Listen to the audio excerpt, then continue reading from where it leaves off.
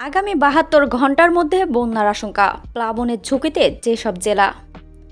আগামী ৭২ ঘন্টায় দেশের উত্তরাঞ্চলের ৫ জেলায় স্বল্পমেয়াদী বন্যার আশঙ্কা দেখা দিয়েছে। একই সময়ে সিলেট, সুনামগঞ্জ, লালমনিরহাট, কুড়িগ্রাম, শেরপুর, ময়মনসিংহ, নেত্রকোনা নদী সংলগ্ন নিম্নাঞ্চল সাময়িকভাবে প্লাবিত হতে পারে বলে সতর্ক করেছে বন্যা পূর্বাভাস ও সতর্কীকরণ কেন্দ্র।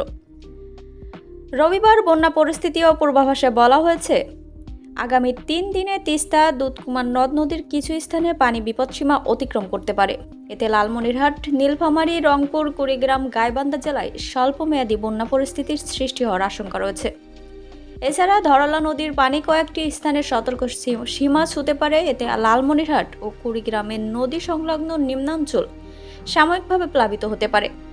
একই সময়ে সুরমা, কুশিয়ারা অববাহিকা, সিলেট ও সুনামগঞ্জ এবং সোমেশ্বরী, ভুগাই, কচ্ছ অববাহিকার শেরপুর, ময়মনসিংহ, নেত্রকোনার কিছু নিম্নাঞ্চলেও প্লাবনের ঝুঁকি রয়েছে। পূর্বাভাসে বলা হয়েছে, বর্তমান কেবল কুশিয়ারা নদী সিলেটের ফেঞ্চুগঞ্জ স্টেশনে বিপদসীমার উপর দিয়ে প্রবাহিত হচ্ছে। আবহাওয়া সংস্থাগুলোর তথ্য অনুযায়ী আগামী ২ দিন সিলেট ও রংপুর বিভাগে এবং তৎসংলগ্ন উজানে মাঝারি থেকে ভারী, কোথাও কোথাও অতি ভারী বৃষ্টি হতে পারে। তৃতীয় দিনে রংপুর বিভাগ উজানে ভারী থেকে অতি ভারী বৃষ্টির পূর্বাভাসও রয়েছে। এর প্রভাবে উত্তর পূর্বাঞ্চল ও উত্তরাঞ্চলের নদ নদীর পানি দ্রুত বাড়তে পারে। গত ২৪ ঘন্টায় সুরমা ও কুশিয়ারা নদীর পানি বেড়ে যা আগামী ৩ দিন অব্যাহত থাকতে পারে। এ সময়ে সিলেট ও সুনামগঞ্জের কয়েকটি স্থানে নদীর পানির সতর্ক সীমা স্পর্শ করতে পারে এবং নদী সংলগ্ন নিম্নাঞ্চল সাময়িকভাবে প্লাবিত হতে পারে বলেও আশঙ্কা করা যাচ্ছে।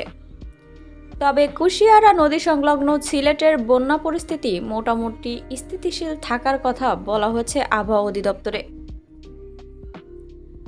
তথ্য অনুযায়ী গত ২৪ ঘন্টায় পানি বেড়েছে ব্রহ্মপুত্র নদের, স্থিতিশীল রয়েছে যমুনার পানি।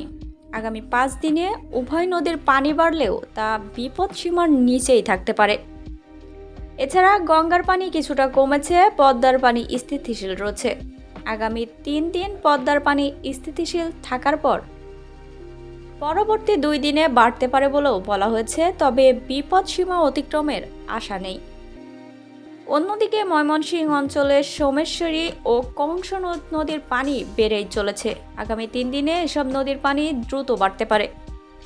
এতে শেরপুর, ময়মনসিংহ, নেত্রকোনার কিছু নিম্নাঞ্চল প্লাবিত হওয়ার আশঙ্কা তৈরি হয়েছে। আবহাওয়ার তথ্য অনুযায়ী চট্টগ্রাম বিভাগের মহুরী নদীর পানিও অনেকখানি বেড়েছে। ফেনী নদীর পানি স্থিতিশীল থাকলেও গোমতী ও ছেলনিয়ার পানি কমেছে। আগামী একদিনে এসব নদী পানি বাড়তে পারে, আবার পরবর্তী ২ দিন স্থিতিশীল থাকতে পারে বলে আবহাওয়া অফিস জানিয়েছে।